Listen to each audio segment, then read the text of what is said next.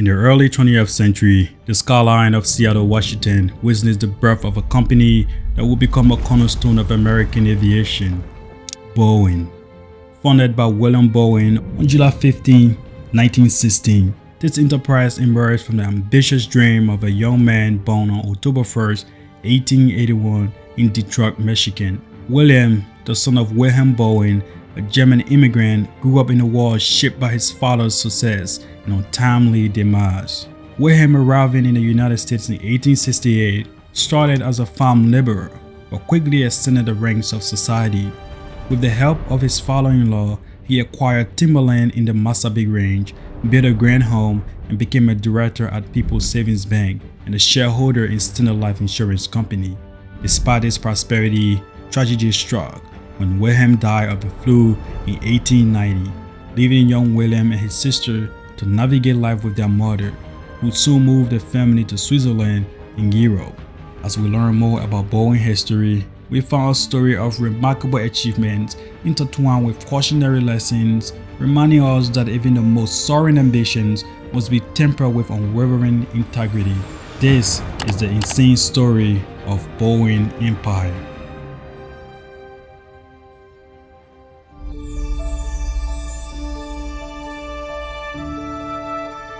Boeing was founded by William Boeing in Seattle, Washington on July 15, 1916. It's clear that William's father was a successful man, but unfortunately, at just 8 years old, his father, who was 42 years old, died of the flu in 1890. Due to some difficulties, his mother moved to Europe, where she enrolled young William and his sister in a school in Switzerland.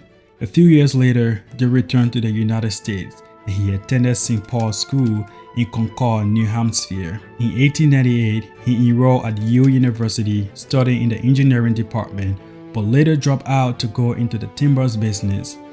In 1910, Boeing traveled with friends to Southern California to witness America's first international air meet at Dominguez Hills. Excited by what he saw, William decided to purchase his own hydro aeroplane. He took flying lessons at Glen L. Martin Flying School in Los Angeles, and in 1915, Boeing spent a busy week flying his new hydro aeroplane to Tacoma and back to Seattle with his test pilot Herb Munter as his passenger. It didn't take long before Boeing test pilot Munter damaged the plane.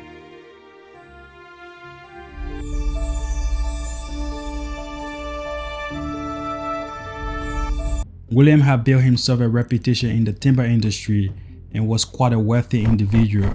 When he was told that replacement parts for his damaged hydro aeroplane wouldn't be available for months, Boeing told his friend George Westervelt of the US Navy, "We could build a better plane ourselves and build it faster."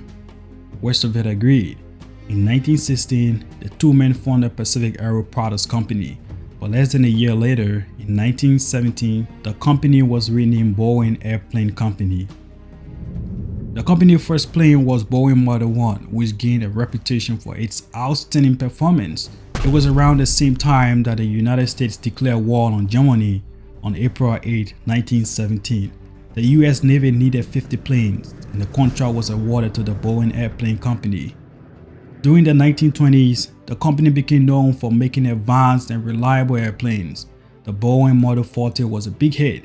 It was used for both airmail and transporting people during World War I. During World War II, Boeing produced the B-17 Flying Fortress and the B-29 Super Fortress, which played a crucial role during the war and established Boeing as a key player in the defense sector. After the war, Boeing started focusing on commercial aviation. They formed the United Aircraft and Transport Corporation and began buying up smaller airlines and aircraft makers like Sikorsky Aviation, Steedman Aircraft, and Pratt & Whitney. These acquisitions led to the formation of the United Airlines that we know today. In the 1930s, Boeing had an interest in all aspects of the aviation industry, with the intention of serving the entire aviation market.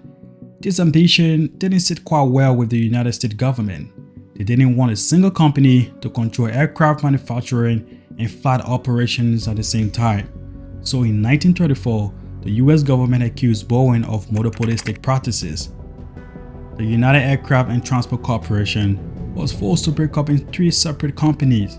The Boeing Company, responsible for all Western US manufacturing interests, United Airlines for flight operations, United Technologies Corporation for Eastern US manufacturing interests.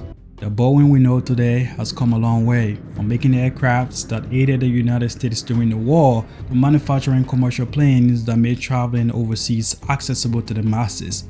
Boeing is a symbol of America's ingenuity.